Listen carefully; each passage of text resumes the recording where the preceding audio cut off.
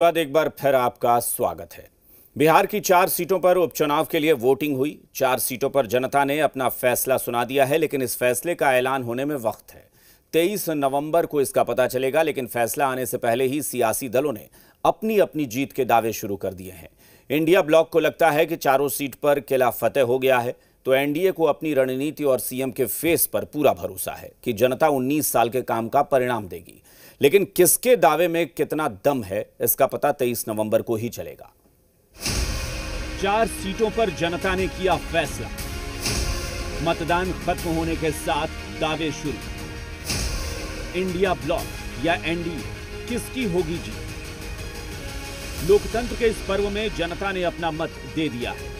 जन का फैसला जनतंत्र के किस दल के पाले में आएगा, इसका पता तो 23 नवंबर को ही चलेगा। लेकिन उससे पहले दावेदारी की दौड़ शुरू हो गई। आज चुनाव है और चुनाव हमको लगता है कि महागठबंधन के पक्ष में रहेगा और सब लोग जो है मौजूदा सरकार से परेशान है। इंडिया ब्लॉक को लग रहा है कि जनता का मूड सत्ता के विरोध में था, लेकिन ऐसा है क्या? बिहार की 4 विधानसभा सीटों पर उपचुनाव हुए।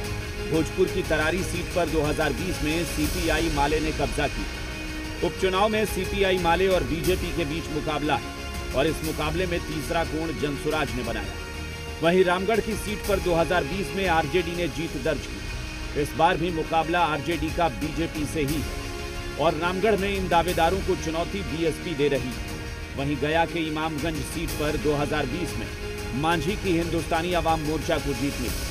इस बार मांझी की बहू मैदान में, जिसे चुनौती आरजेडी दे रही है। वहीं बेलागंज सीट पर 2020 में आरजेडी ने जीत दर्ज की। इस बार आरजेडी का मुकाबला जेडीयू से और इन दोनों को चुनौती जनसुराज भी दे रही है। यानी मुकाबला टाइट है और इस टाइट मुकाबले में एनडीए को नीतीश कुमार के काम का भरोसा है, जिसकी बदौलत वो जीत का दावा भी कर रहे हैं।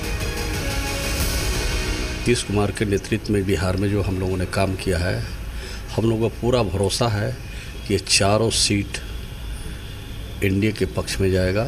यहाँ चुनाव जीतने जा रही है और जैसा पता चल रहा है दूसरे जगह से भी जहाँ उपचुनाव हो रहे हैं, चारों जगह हम जीत रहे हैं। कहने का मतलब एनडीए जीत रहा है और राजद का सुपड़ा साफ होगा। अब ये झांकी 25 की होगी जो उनको ये सबक सिखाएगा।